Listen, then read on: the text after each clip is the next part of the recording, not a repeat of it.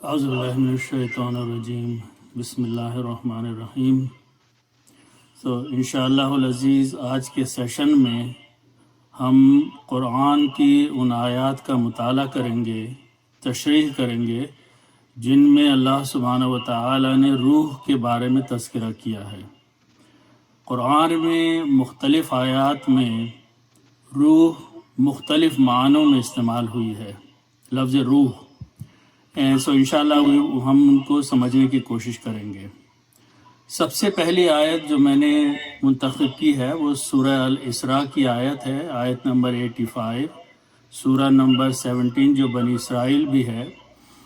اس آیت کا ایک خاص بیک گراؤنڈ ہے، اس لیے کہ ہمارے جسم میں جو اللہ سبحانہ و تعالی نے دوسری چیز رکھی ہے وہ روح ہے۔ ایک تو مادی جسم ہے اور ایک بدن ہے، اور اس کے اندر جو اس بدن اور جسم کو چلانے والی ہستی ہے وہ روح ہے۔ یہ وہ چیز ہے جس کے بارے میں ہمیشہ انسان کو کوشش رہی ہے کہ اس کے بارے میں معلوم ہو کہ وہ کیا ہے، اور کبھی نہیں معلوم ہو سکا۔ تو یہی سوال، اس کا بیک گراؤنڈ مختلف تھا کہ کیوں کیا گیا، یہ سوال حضرت صلی اللہ علیہ وسلم سے کیا گیا تھا۔ تو آیت جو ہے وہ شروع ہوتی ہے اعوذ باللہ من الشیطان الرجیم وَيَسْأَلُونَكَ عَنِ الرُّوحِ۔ تو معنی اس کے یہ ہیں کہ اللہ سبحانہ و تعالی یہاں پر پرافٹ صلی اللہ علیہ وسلم کو مخاطب فرما کے ان سے یہ کہہ رہے ہیں کہ یہ لوگ آپ سے پوچھ رہے ہیں روح کے بارے میں۔ اچھا، وجہ کیا تھی وہ دوسری چیز ہے، لیکن چونکہ آپ صلی اللہ علیہ وسلم جو تھے ان کو خود بھی نہیں معلوم تھا کہ روح کیا چیز ہے، تو وہ خاموش ہو گئے۔ تو اللہ سبحانہ و تعالی نے یہ آیت نازل فرمائی، پہلے لوگوں کا سوال پیش کیا کہ وَيَسْأَلُونَكَ عَنِ الرُّوحِ، لوگ آپ سے پوچھتے ہیں روح کے بارے میں۔ پھر اللہ سبحانہ و تعالی نے جواب دیا ہے قُلِ الرُّوحُ مِنْ أَمْرِ رَبِّي، کہہ دیجئے کہ روح جو ہے میرے رب کے حکم سے ہے۔ یہاں پر من امر جو ہے یہ خاص طور پہ سوچنے کا مقام ہے۔ امر کہتے ہیں حکم کو، اور اللہ تعالیٰ کا ایک نظام تخلیق ہے اور ایک نظام امر ہے۔ نظام تخلیق میں ٹائم لگتا ہے، بچہ پیدا ہونے سے پہلے اس کی تخلیق ہوتی ہے، پھر وہ پیدا ہوتا ہے، لیکن نظام امر میں اللہ سبحانہ و تعالیٰ بس کہہ دیتے ہیں اور وہ چیز ہو جاتی ہے۔ تو یہاں پر من امر کا لفظ استعمال کیا گیا ہے کہ اللہ کے حکم سے ہے کوئی چیز ہے الروح۔ لیکن یہ بھی اللہ تعالیٰ نے فرما دیا کہ جو علم ہم نے انسان کو عطا کیا ہے اس کی اتنی وسعت نہیں ہے کہ تم سمجھ سکو کہ یہ کیا چیز ہے، یہاں کہہ کے انسان کا منہ بند کر دیا گیا ہے۔ وما اوتیتم، اور نہیں دیا گیا تم کو علم من العلم، علم سے الا قلیلا، یعنی انسان کو جو علم دیا گیا ہے وہ قلیل ہے، مختصر ہے، اور اس میں یہ چیز شامل نہیں کی گئی ہے کہ تم روح کو سمجھ سکو۔ تو یہاں کہہ کے بات ختم کر دی۔ اس کا مطلب یہ ہے کہ انسان کی کو ابھی تجسس باقی رہ گیا کہ روح کیا چیز ہوتی ہے۔ تو یہ تو ایک معنی میں ہے روح، لفظ روح جو انسان کے جسم کے اندر جو انسان کو متحرک رکھ رہی ہے وہ چیز، وہ روح ہے، اس کے معنی یہ ہیں۔ اچھا، اس کے بعد آگے چلیے، روح کا ایک اور معنی جو اللہ سبحانہ و تعالی نے اس موجودہ دنیا کے لحاظ سے جسے ہمارے علم میں لایا گیا، وہ سورہ القدر کی آیت ہے، نمبر 4 ہے، آیت سورہ نمبر 97 ہے، اور یہ عام صورت ہے۔ اللہ سبحانہ و تعالیٰ فرماتے ہیں تنزل الملائکۃ والروح فیہا بإذن ربہم من کل امر سلام ہی حتی مطلع الفجر۔ اللہ سبحانہ و تعالیٰ فرما رہے ہیں کہ جب شب قدر ہوتی ہے رمضان میں، تو تنزل الملائکۃ، ملائکہ جو کہ فرشتے جن کا ترجمہ کیا جاتا ہے، وہ اترتے ہیں آسمان سے زمین کی طرف۔ اچھا، اس کے بعد اللہ سبحانہ و تعالیٰ نے والروح کا لفظ استعمال کیا ہے، واو کا مطلب ہے اور الروح۔ اچھا، یہاں انٹرسٹنگ چیز یہ ہے کہ اس آیت کی جو تشریح کی جاتی ہے اس میں کہا جاتا ہے کہ ملائکہ یعنی فرشتے اترتے ہیں، نازل ہوتے ہیں، نازل کیے جاتے ہیں، اور روح کو بھی نازل کیا جاتا ہے۔ یہاں پر روح سے جنرلی مراد لی جاتی ہے حضرت جبرائیل علیہ السلام۔ لیکن انٹرسٹنگ چیز یہاں ہے، کہنے کی یہ ہے کہ ان کو علیحدہ سے کیوں بیان کیا گیا؟ کیا وہ فرشتے نہیں ہیں؟ اگر وہ فرشتے ہیں تو وہ تو ملائکہ میں شامل ہو گئے، اور اگر وہ فرشتے نہیں ہیں، ان کی تخلیق کسی اور طریقے پہ، کسی اور پیمانے پہ کی گئی ہے، تو اللہ سبحانہ و تعالیٰ اس آیت میں اور دوسری آیتوں میں ان کو روح سے خطاب کر کے ان کو ایک علیحدہ مقام عطا فرماتا ہے۔ تو عام معنی یہی سمجھے جاتے ہیں کہ الروح کا لفظ یہاں پر اس فرشتے کے لیے، اگر وہ فرشتے ہیں جیسے کہ دوسرے فرشتے ہیں، لیکن ان کی صفات جو ہیں، الروح یہاں پر حضرت جبرائیل علیہ السلام ہے، جو کہ خاص مخلوق ہے اللہ سبحانہ تعالیٰ کی، اس لیے کہ ان کو علیحدہ سے بیان کیا جاتا ہے، فرشتوں کے ساتھ نہیں بیان کیا جاتا۔ اچھا، تو یہ ایک لفظ روح کے یہاں یہ معنی ہے۔ فیہا کا مطلب ہے اس رات میں، بِإِذْنِ رَبِّهِمْ، یہ اپنے رب کے حکم سے اترتے ہیں، یہ من کل امر، یہ تمام جو معاملات ہوتے ہیں، ان انتظامات جو اللہ تعالیٰ فرماتے ہیں، ان کے احکامات لے کے یہ نازل ہوتے ہیں۔ تو یہ اگلے معنی روح کے جبرائیل علیہ السلام یہاں پر لیے جائیں گے اس آیت کے اندر۔ اچھا آگے چلیے، تو وہ یہ تو معاملہ تھا دنیا کا۔ اب آخرت کے بارے میں ایک آیت نازل کی گئی ہے، سورہ النبا میں ہے، 78 سورت ہے، آیت نمبر 38 ہے۔ اس میں اللہ سبحانہ و تعالی نے یہ فرمایا ہے کہ جب یوم قیامت قائم ہوگا تو جو بھی مقام انسانوں کا ہوگا وہ تو ہوگا، لیکن فرشتے بھی وہاں پر کھڑے ہوں گے صف باندھے ہوئے اللہ سبحانہ و تعالیٰ کے حضور میں۔ تو اللہ سبحانہ و تعالیٰ فرما رہے ہیں یوم یقوم الروح والملائکۃ صفا، اور یوم جو ہے وہ پوائنٹ کر رہا ہے اس دن، یعنی قیامت کے دن۔ یقوم کھڑے ہوئے ہوں گے، قیام کی حالت میں ہوں گے۔ یہاں بھی علیحدہ علیحدہ کر کے دو بتائی جا رہی ہیں چیزیں، ایک تو الروح ہیں وہ کھڑے ہوں گے وہاں پہ، اور سارے فرشتے کھڑے ہوں گے، اور یہ صفے باندھے ہوئے عالم احترام میں کھڑے ہوئے ہوں گے اللہ سبحانہ و تعالیٰ کے سامنے، اور انسان علیحدہ موجود ہوں گے ان کے حساب کتاب کے لیے۔ تو یہاں بھی یوم یقوم الروح، اللفظ روح جو استعمال ہو رہا ہے، اس کی خاص مفسرین نے یہی کہا ہے کہ یہ غالباً جبرائیل علیہ السلام ہیں، ان کو علیحدہ سے بیان کیا جا رہا ہے۔ ممکن ہے ان کا مقام بہت زیادہ بلند ہو، ان کی شخصیت میں عام ملائکہ سے بہت زیادہ فرق ہو، لیکن وہ بھی اتنی بڑی شخصیت ہونے کے باوجود عام فرشتوں کی صفوں میں وہ کھڑے کر دیے جائیں گے۔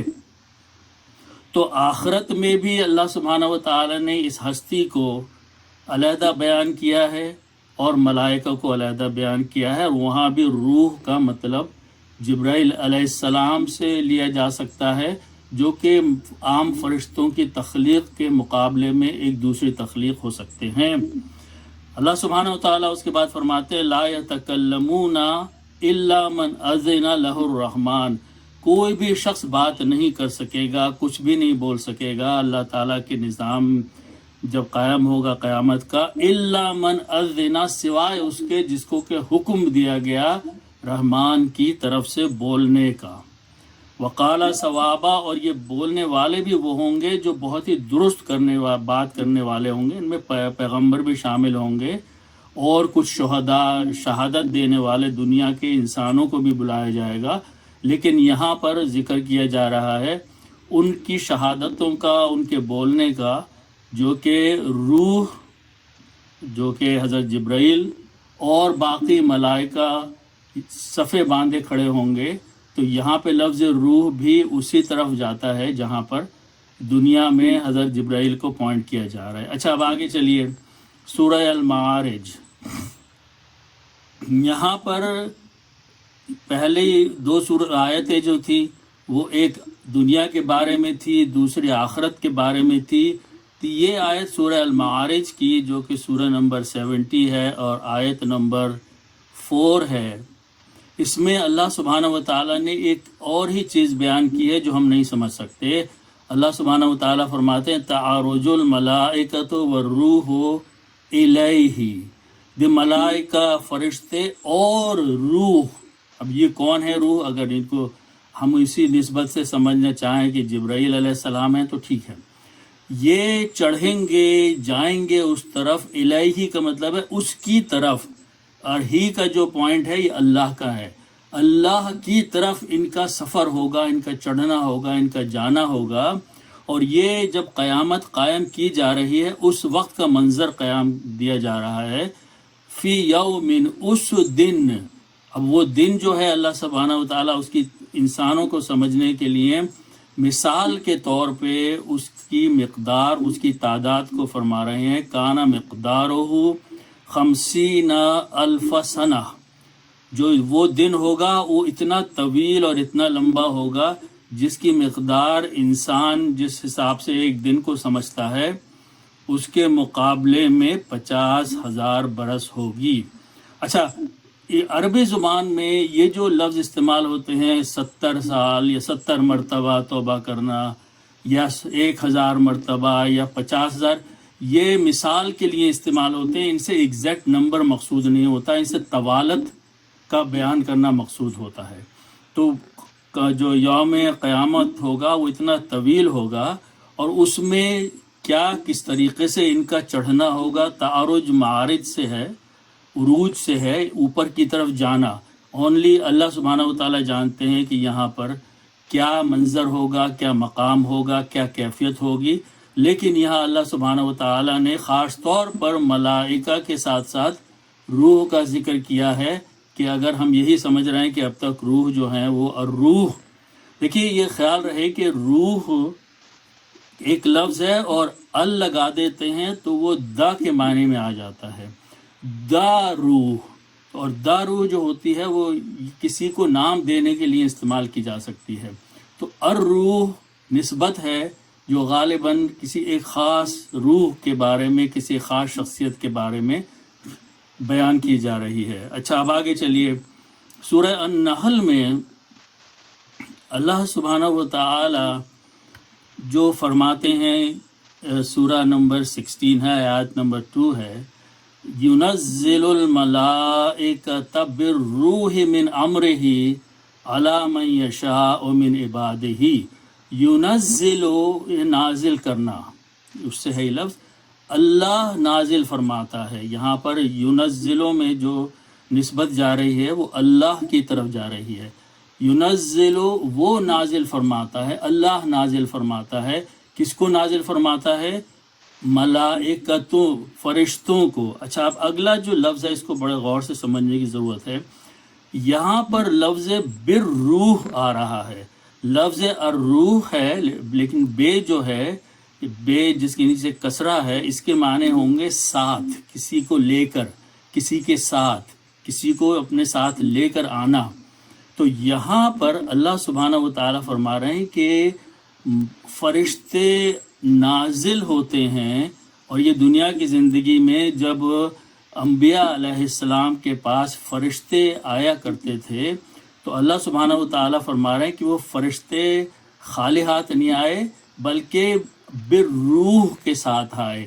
روح کے مطلب ہے یہاں پر وحی. تو یہ ایک نئے معنی ہے جو قرآن میں استعمال ہو رہے ہیں کہ یہاں پر الروح کا مطلب ہے وحی، جو اللہ سبحانہ و تعالیٰ کی کتاب یا اس کی احکامات کے ساتھ وہ پیغمبروں کے پاس آتے ہیں اور وہ ان کو اللہ کے احکامات یا پیغام کو یا کتاب کو نازل کرتے ہیں، پہنچا دیتے ہیں. من امرہی، اور یہ اللہ کے حکم سے ہو رہا ہے یہ سب کچھ، یا ہوا ہے ماضی میں، اس لیے کہ سلسلہ فرشتوں کا اس کے بعد ختم ہو گیا آنے کا پیغمبروں کے بعد. اچھا، اللہ سبحانہ و تعالیٰ فرما رہے ہیں علی من یشاء، جس کے اوپر بھی اللہ چاہتا ہے وہ بھیج دیتا ہے یا بھیجا ہے اس نے فرشتوں کو وحی کے ساتھ، بالروح وحی کے ساتھ، من عبادہ، اپنے بندوں میں سے جسے اس نے چاہا پیغمبر منتخب کیا اور اس کے بعد فرشتوں کو بھیجا، اور فرشتے جو احکامات لائے وہ بالروح کے نام سے یا وحی کے نام سے پکارے جائیں گے. اچھا، اب اگلی آیت دیکھیے سورہ غافر میں. صورت نمبر 40 ہے، آیت نمبر 15 ہے۔ اللہ سبحانہ وتعالیٰ فرماتے ہیں رفیع الدرجات، یہ اللہ تعالیٰ کا ایک اسم الحسنہ ہے، بہت عالی مرتبے مقام والا، درجات والا، ذو العرش، وہ عرش کا مالک ہے، عرش والا ہے۔ یلقی الروح، یہاں لفظ آ رہا ہے دوبارہ الروح کا۔ یلقا جو ہے وہ القا سے ہوتا ہے، اس کا مطلب ہوتا ہے ڈال دینا، یعنی بھیج دینا یا ملاقات کے لیے کسی کو نازل کرنا۔ تو یلقی الروح من امرہ، وہ بھیج دیتا ہے، ڈال دیتا ہے وحی کو، من امرہ، اپنے حکم سے، علی من یشاء، جس کے اوپر وہ چاہتا ہے، من عبادہ، اپنے بندوں میں سے۔ اور مقصد کیا ہے؟ لینذر یوم الطلاق، تاکہ وہ اس وحی کے ذریعے سے اور اس حکم کے ذریعے سے وہ پیغمبر یا وہ نبی جو اس وحی کو وصول کر رہے ہیں ڈرائیں ملاقات کے دن کے بارے میں، یعنی قیامت کے بارے میں۔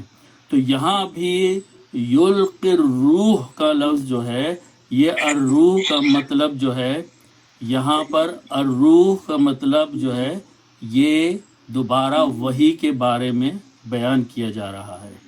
اچھا، انشاءاللہ پھر آگے چلتے ہیں اور کیا معنی ہیں یہاں پر۔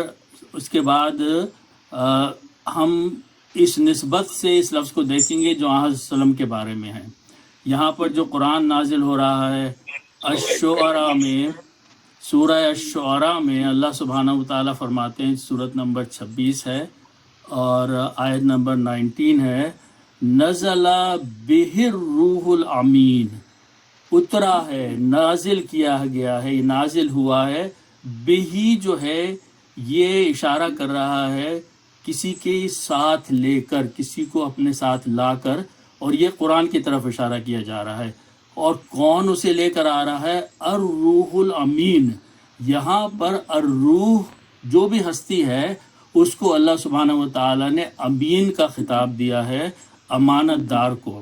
تو عموماً یہی ہمارے ہاں انڈرسٹینڈنگ ہے کہ جو قرآن نازل ہوا ہے اس میں جو فرشتے ان کو لے کر قرآن کو لے کر نازل ہوئے وسلم کی طرف، وہ ان میں اکثریت جو تھی وہ جبرائیل علیہ السلام کی تھی، کبھی وہ اکیلے تشریف لائے یا کبھی دوسرے فرشتوں کے ساتھ تشریف لائے، لیکن یہاں پر ان کا ٹائٹل جو ہے اللہ سبحانہ وتعالیٰ نے الروح الامین رکھا ہے۔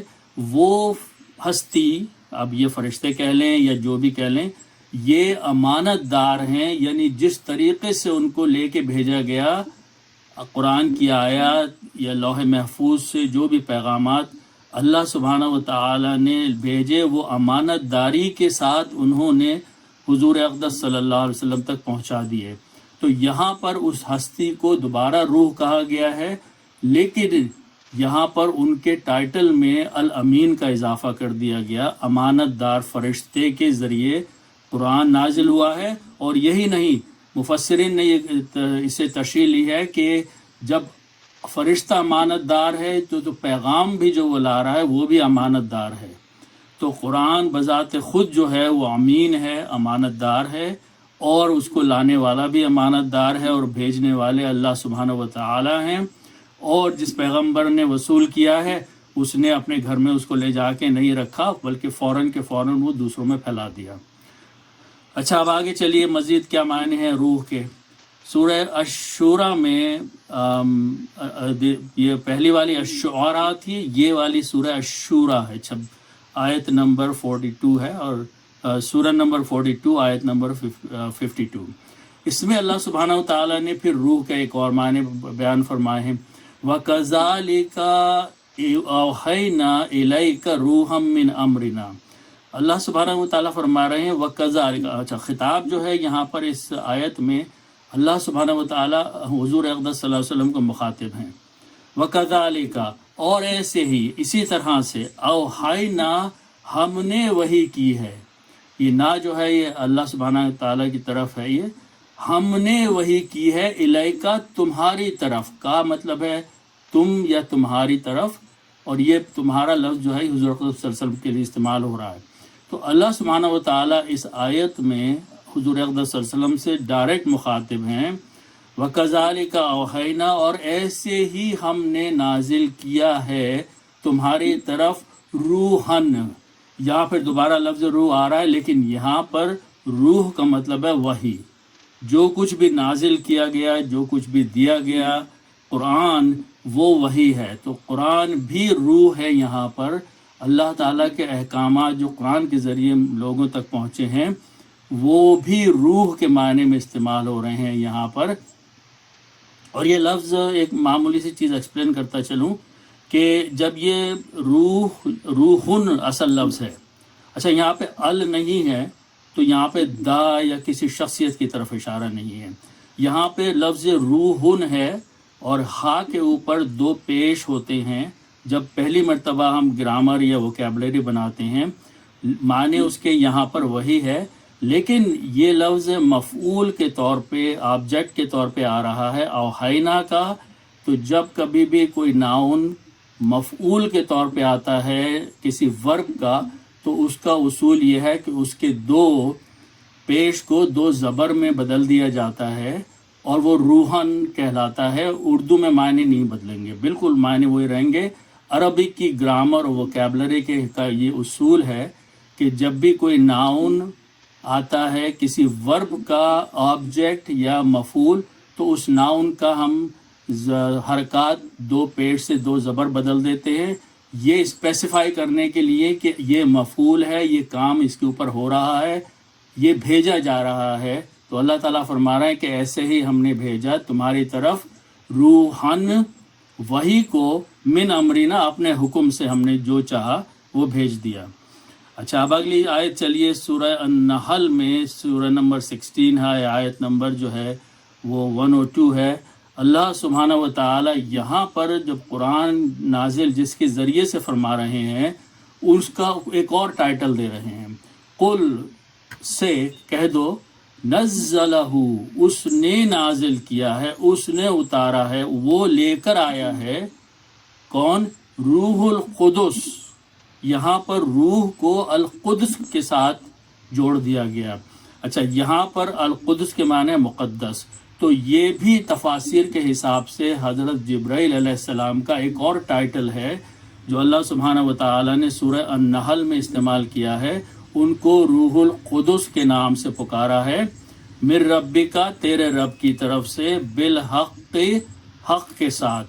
تو یہاں پر بھی روح کے معنی جو ہیں وہ کہیں اور جائیں گے، لیکن یہاں قدس کے ساتھ اس کو شامل کر کے اس شخصیت کی طرف اشارہ کیا جا رہا ہے جو کہ اسے لے کے نازل ہو رہا ہے، اسے لے کے اتر رہا ہے، جو قرآن ہے، جو حق ہے اللہ سبحانہ و تعالیٰ کی طرف سے.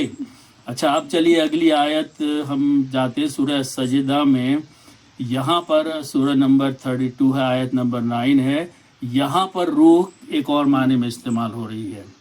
اللہ سبحانہ و تعالیٰ یہاں پر آدم علیہ السلام کی تخلیق کا سلسلہ بیان فرما رہے ہیں. دو چیزیں یہاں پہ جب میں ترجمہ کروں گا تو غور کیجیے گا کہ پہلے اللہ سبحانہ و تعالیٰ نے انسان کی تخلیق کی، چاہے وہ پہلا انسان ہو یا اس کے بعد سارے انسان جو اپنی ماں کے پیٹوں میں تخلیق جن کی ہو رہی ہے. اچھا پہلے ترجمہ دیکھیے آپ. ثم سواہ، پھر اس نے اس کو درست کیا. یہاں درست کرنے کا مقصد یہ ہے کہ اب ایک انسان کی تخلیق کا پیمانہ شروع کر دیا گیا. تو یہ اگر پہلے آپ حضرت آدم کی طرف لے جائیں تو اللہ سبحانہ و تعالی نے جو زمین سے جو بھی اجزاء جمع کیے، مٹی اور دوسری چیزیں، اور ان سے انسان کا ایک پتلا، بے جان پتلا بنا دیا. یہ معنی ہے ثم سواہ. سوا کا مطلب ہوتا ہے کسی چیز کو درست کر کے اور اس کی شکل دے دینا.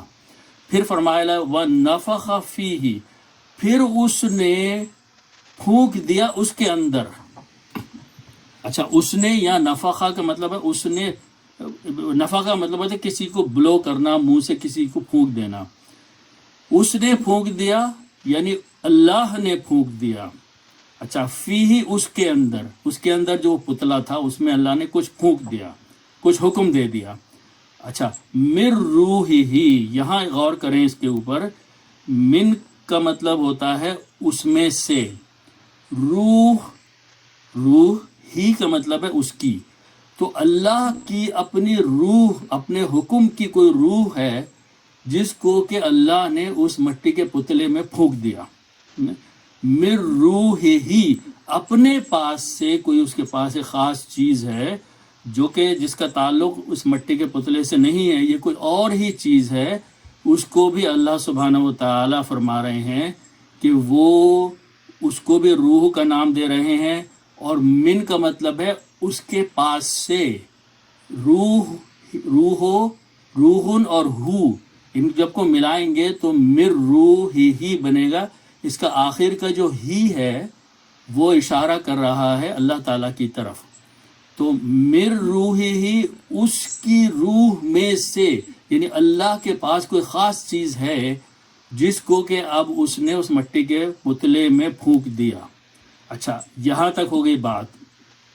اچھا، یہ آپ اس کو وہاں بھی لے جا سکتے ہیں، اس آیت کے اس حصے کو وہاں بھی لے جا سکتے ہیں جب پہلے آدم کی تخلیق ہو رہی ہے، اور اس کو اب بعد میں انسان کی تخلیق میں بھی لے جا سکتے ہیں. اس لیے کہ جب ماں کے پیٹ میں انسان کی تخلیق شروع ہوتی ہے تو وہ بے جان عناصر سے بن کے شروع ہوتی ہے. خون کا لوتھڑا ہوتا ہے اور دوسرے اجزاء ہوتے ہیں، مرد کا جز ہوتا ہے، اس میں کچھ خاتون کا جز ہوتا ہے.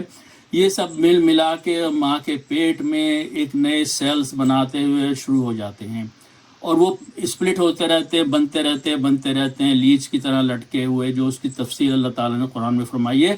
لیکن ایک وقت تک یہ صرف بے جان چیز ہوتی ہے. پھر ایک وقت ایسا آتا ہے کہ یکا یک اللہ کے حکم سے نفخ فی الروح کا عمل آ جاتا ہے. وہاں پہ اللہ اس کے اندر روح پھونک دیتا ہے، اپنے پاس سے کوئی چیز ہے اس کی جو اس کے اندر پھونک دیتا ہے. اب وہی جو کچھ بھی بن رہا تھا اندر، وہ خود ہی اپنی مرضی سے حرکتیں شروع کر دیتا ہے. تو وہ جان آ گئی اس کے اندر. تو یہاں پر وہ سلسلہ جو نظام ہے اللہ تعالیٰ کا، کہ پہلے ابتدا ہوگی ایک ایسی چیز سے جس میں جان نہیں ہوگی، پھر تھوڑا وقت گزرے گا اور اس میں جان ڈال دی جائے گی. اچھا، اب انٹرسٹنگ چیز اس آیت میں مزید تشریح کرتا ہوں. وَجَعَلَ لَكُمُ السَّمْعَ وَالْأَبْصَارَ وَالْأَفْئِدَةَ قَلِيلًا مَا تَشْكُرُونَ. تو یہ دو کام ہونے کے بعد کہ ثُمَّ سَوَّاهُ، اللہ تعالیٰ نے اس کی تخلیق شیپ بنا دیا، پھر نفخ فیہ من روحہ، پھر اس کے اندر اپنی طرف سے کوئی چیز پھونک دی اس نے. اچھا، اب ایک عمل اس کے بعد شروع ہوگا کہ اس کے بعد یہ جو صلاحیتیں ہیں انسان کی، جہاں اللہ تعالیٰ نے 3 صلاحیتیں بنائی ہیں. لکم السمع، سننے کی صلاحیت، والابصار، دیکھنے کی صلاحیت، والافئدہ، جو دل یا سوچنے کی یا دماغ کی صلاحیتیں ہیں، یہ اس کے بعد بننا شروع ہوتی ہیں. حتیٰ کہ اولاد جب پیدا ہو جاتی ہے تو اس کے بعد بھی یہ سماعت اور بصارت اور عقل اور یہ سب چیزیں پروان چڑھتی رہتی ہیں. قلیلا ما تشکرون، اللہ فرما رہے ہیں تم بہت کم شکر ادا کرتے ہو. تو یہاں پہ روح کا مطلب ہے وہ چیز جو ایک بے جان بدن میں آنے کے بعد جانداری کی شکل پیدا کر دیتی ہے، اور اس سے نکل جانے کے بعد پھر وہی مٹی ہو جاتا ہے انسان کا جسم. تو یہاں پر لفظ روح اس معنی میں استعمال ہو رہا ہے. اچھا، اس کے بعد اگلی آیت ہے سورہ الحجر میں، آیت نمبر 29 ہے، سورت نمبر 15 میں. اللہ سبحانہ و تعالیٰ اس آیت میں خاص طور پر وہاں ذکر فرما رہے ہیں جب تخلیق حضرت آدم کی گئی تھی. فَإِذَا سَوَّيْتَهُ، یہ وہی بات کی جا رہی ہے کہ پھر اس نے اس کی شکل کو درست فرما دیا، یعنی اللہ تعالیٰ نے آدم کی تخلیق کر دی، تعمیر کر دی. وَنَفَخْتُ فِيهِ مِن رُّوحِي، تو یہ کہا جا رہا ہے، یہ میں پیغام دیا جا رہا ہے فرشتوں کو، یہ کہا جا رہا ہے کہ اب یہ میں جمع کر رہا ہوں ساری چیزیں، اللہ تعالیٰ فرما رہے ہیں اب میں اس کو درست کروں گا. یہ آدم علیہ السلام کے اجزاء جمع کر دیے گئے ہیں، اب میں ان کو درست کر کے ایک شکل دے دوں گا. وَنَفَخْتُ فِيهِ، اور پھر میں اس میں پھونک دوں گا، مِن روحی، اپنے پاس سے کوئی چیز جو کہ میں کہتا ہوں کہ وہ روح ہے، اللہ جانتا ہے. تو جب میں یہ کر چکوں تو فَقَعُوا لَهُ سَاجِدِينَ، تو گر پڑنا تم اس کے آگے سجدے میں. تو یہ حکم فرشتوں کو دیا جا رہا ہے اور ان کو یہ سٹیپس بتائے جا رہے ہیں کہ پہلے میں اس طریقے سے ایک بے جان جسم بناؤں گا، پھر اس میں اپنا حکم ڈال دوں گا، پھونک دوں گا، اپنے پاس سے کوئی چیز ہے میرے پاس جسے میں روح کہتا ہوں، جب میں وہ کر دوں گا اس کے اندر تو اب وہ چلتا پھرتا بولتا انسان بن جائے گا. تو جیسے ہی وہ ہو جائے فَقَعُوا لَهُ سَاجِدِينَ، تو تم اس کے سامنے گر جانا سجدے میں. تو یہاں پر ہم روح کے معنی اس طریقے سے سمجھیں گے کہ اللہ سبحانہ و تعالی نے پہلے انسان میں وہ چیز ڈالی جس سے اس کا مردہ جسم جو تھا وہ زندہ جسم بن گیا اور وہ لفظ روح کی تشکیل سے بنا. اچھا، اس کے بعد اس بات کو مزید منور کرنے کے لیے اللہ سبحانہ و تعالی نے سورہ البقرہ میں سورہ نمبر 2 میں آیت نمبر 87 میں حضرت عیسیٰ علیہ السلام کی پیدائش کو ریلیٹ کیا ہے آدم علیہ السلام کی پیدائش سے. اللہ سبحانہ و تعالیٰ فرماتے ہیں وَآتَيْنَا عِيسَى ابْنَ مَرْيَمَ الْبَيِّنَاتِ وَأَيَّدْنَاهُ بِرُوحِ الْقُدُسِ. اللہ سبحانہ و تعالیٰ فرماتے ہیں کہ ہم نے عطا فرمائی عیسیٰ ابن مریم کو بینات کھلے نشانیاں. اچھا، وَأَيَّدْنَاهُ اور اس کی مدد کری جب وہ پیدا ہو گئے. کس چیز سے مدد کری؟ بِرُوحِ الْقُدُسِ، روح القدس سے اس کی مدد کری. تو یہاں پر بھی وہی الفاظ استعمال ہو رہے ہیں جو کہ وسلم کے پاس وحی لانے والی ہستی جو کہ روح، وہاں بھی استعمال کیا گیا. وہاں بھی اللہ تعالیٰ نے ان کو مقدس روح جو کہ اب جبرائیل علیہ السلام کو دیا گیا ٹائٹل، یہاں بھی وہی لفظ استعمال ہو رہے ہیں کہ جبرائیل علیہ السلام جو تھے وہ حضرت عیسیٰ علیہ السلام کے مددگار بھی رہے ان کی زندگی میں. اچھا، اب اگلی آیت میں جو سورہ الانبیاء ہے وہاں پر اللہ سبحانہ و تعالی اس بات کی مزید تشریح فرما رہے ہیں. سورت نمبر 21 ہے، آیت نمبر 91 ہے کہ آدم اور عیسیٰ علیہ السلام کی پیدائش جو ہے وہ ایک ہی طریقے سے ہوئی ہے. وہ کس طریقے سے؟ والتی احسنت فرجہا. یہاں حضرت مریم علیہ السلام کے بارے میں اللہ تعالیٰ فرما رہے ہیں کہ وہ عورت جس نے اپنی عصمت کی حفاظت کری، تو ہم نے کیا کیا؟ فنفخنا، سو ہم نے پھونک دیا، فیہا اس کے اندر، مریم کے اندر، من روحنا اپنی روح میں سے کوئی چیز ہم نے پھونک دی. اچھا، اب غور کیجئے کہ آدم یہ جو مریم علیہ السلام ہیں، ان کی اور عام لوگوں کی پیدائش میں فرق یہ ہے، عام بچوں کی یا عام عورتوں کی، کہ عام عورتوں کی پیدائش سے پہلے کچھ لوتھڑا بننا شروع ہو جاتا ہے، بے جان سی ہستی ہوتی ہے اور اس میں روح پھونکی جاتی ہے اور وہ انسان بن جاتا ہے. اچھا، حضرت مریم علیہ السلام کے ساتھ معاملہ یہ ہے کہ ان کے جسم میں تو کوئی چیز ہے ہی نہیں، اس لیے کہ انہوں نے تو کبھی کسی سے ملاقات ہی نہیں کری ہے، پریگننٹ ہونے کا سوال ہی نہیں پیدا ہوتا، تو وہ کوئی لوتھڑا بھی نہیں ہے ان کے جسم میں نا. تو یہاں پر کیا ہے کہ جیسے حضرت آدم کی تخلیق کی گئی تھی کہ وہ نہ ان کی ماں تھی نہ باپ تھے، اور وہ اللہ سبحانہ و تعالیٰ نے اپنے حکم سے جسم بھی بنایا اور اپنے حکم سے روح بھی اس کے اندر ڈالی. یہاں پر اللہ سبحانہ و تعالیٰ نے روح ماں کے پیٹ میں ڈالی ہے، وہاں ماں کا پیٹ بھی نہیں تھا، تو وہ باپ اور ماں دونوں ہی نہیں تھے آدم علیہ السلام کے.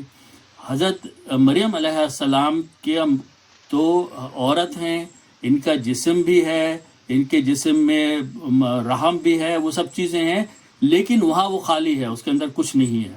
اب اللہ تعالیٰ فرماتے ہیں کہ ہم نے اس میں پھونک دی اپنی روح، اس لیے کہ اس نے احسنت حفاظت فرمائی تھی، فرج کہتے ہیں اپنی شرمگاہ کی.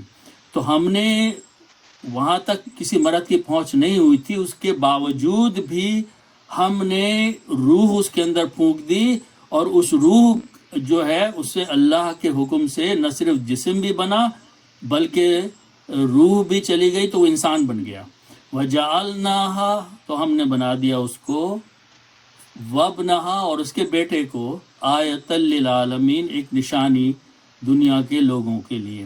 اچھا اب دو آیتیں اور رہ گئی، انہیں کر لیں۔ سورہ مریم میں اللہ سبحانہ و تعالیٰ نے ایک دوسرے مقام پر سورہ نمبر 19 اور آیت نمبر 17 ہے، اس میں اللہ سبحانہ و تعالیٰ نے فرمایا کہ جب حضرت مریم علیہ السلام کے پاس اللہ تعالیٰ نے اپنا ایک فرشتہ بھیجا نا، تو اس کے بارے میں ذکر ہو رہا ہے، اور اس فرشتے نے آ کر خبر دی ان کو کہ تمہارا ایک بیٹا ہوگا۔ تو اللہ سبحانہ و تعالیٰ فرماتے ہیں فَاتَّخَذَتْ مِن دُونِهِمْ حِجَابًا، مریم علیہ السلام نے ایک حجاب اختیار کیا، ایک کہیں چلی گئی تھی لوگوں سے ہٹ کے۔ تو غالباً یہ خیال کیا جاتا ہے کہ وہ اپنے گھر میں جہاں رہتی تھیں وہاں سے وہ نہانے کے لیے ایک ایسی جگہ چلی گئیں جو پرائیویٹ قسم کا کمرہ سا تھا، تو یہ وہ ہے فَاتَّخَذَتْ، وہ چلی گئی وہاں، کر لیا اس نے ان لوگوں سے جا کے حجاب کر لیا، علیحدہ ہو گئیں۔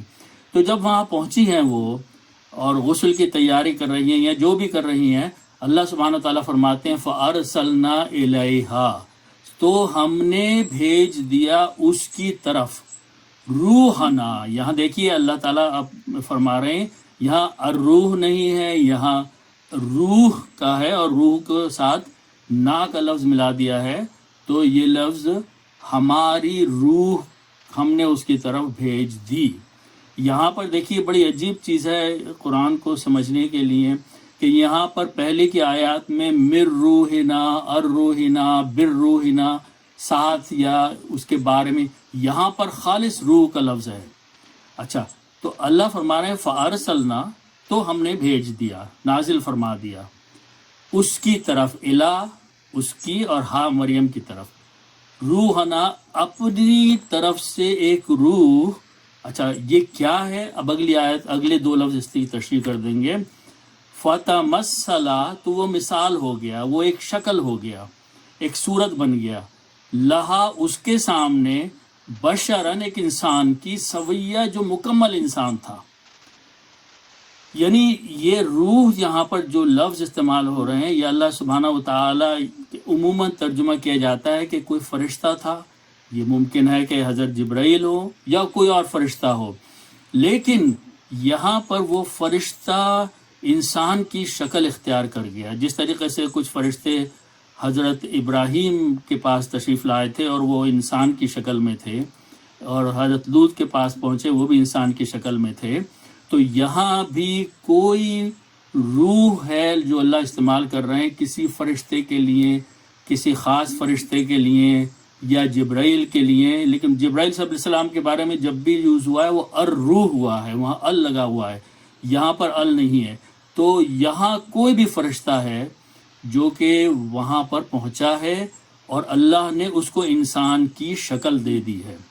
سویہ کہتے ہیں مکمل، کمپلیٹ ہونا کسی کا، تو وہ بالکل اس کی شکل، صورت، انداز جو بھی تھے، کیا وہ کچھ کپڑے بھی پہنے تھا یا نہیں پہنے تھا اللہ جانتا ہے، وہ بالکل ایک بشر کی شکل میں، ایک مرد کی شکل میں ان کے سامنے ظاہر ہو گیا۔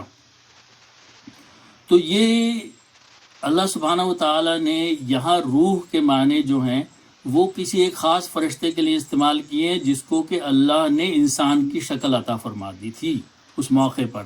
اچھا آخری آیت دیکھ لیتے ہیں، سورہ تحریم کی ہے، یہ آیت نمبر 12 ہے، سورت نمبر 66 ہے۔ اللہ سبحانہ و تعالیٰ فرما رہے ہیں یہاں پر، جس کے لیے میں نے ٹائٹل دیا ہے کہ دنیا کی زندگی کے لیے روح ضروری ہے۔ اس دنیا میں قیام کے لیے انسان کو اس کے جسم کو روح کی ضرورت ہے۔ قیام سے پہلے اگر روح نہیں ہے تو وہ انسان نہیں ہے، اور قیام کے بعد اگر روح نکال دی جائے تو پھر وہ بھی انسان نہیں ہے، وہ مٹی کا ڈھیر ہے۔ تو اللہ سبحانہ و تعالیٰ فرما رہے ہیں کہ وَمَرْيَمَ ابْنَتَ عِمْرَانَ الَّتِي أَحْسَنَتْ فَرْجَهَا، یہ وہی بات کہی جا رہی ہے، فَنَفَخْنَا فِيهِ مِن رُّوحِنَا، یہ وہی بات کی جا رہی ہے کہ مریم علیہ السلام جو تھی ان میں جب روح بھیج دی گئی، جب زندگی پیدا ہوئی ہے، اس سے پہلے ان کے اندر زندگی نہیں تھی، بچے کی زندگی۔ تو یہ اس تحریم سے یہ نتیجہ نکلتا ہے کہ اس دنیا میں آنے کے لیے انسان کے جسم میں روح کو داخل ہونا ضروری ہے، اور یہ اللہ کے حکم سے ہے، اور جب اللہ کا حکم سے جب اس کی واپسی ہو جاتی ہے تو یہ انسان پھر دوبارہ مٹی کا ڈھیر ہو جاتا ہے۔ تو یہ مختلف آیات قرآن کی جو میرے مطالعے میں آئی ہیں، جس میں اللہ سبحانہ و تعالیٰ نے لفظ روح استعمال کیا ہے اور مختلف معنوں میں استعمال ہوا ہے، مختلف مقامات پر مختلف معنوں میں استعمال ہوا ہے، اور اسی طریقے سے مفسرین نے اس کو سمجھا بھی ہے۔ تو انشاءاللہ ہم اب اس کو یہاں روک دیں گے۔ اللہ سبحانہ و تعالیٰ اس کوشش کو قبول فرما لے اور ہمیں قرآن کو صحیح طریقے سے سمجھنے کی توفیق عطا فرما دے۔ صدق اللہ العظیم۔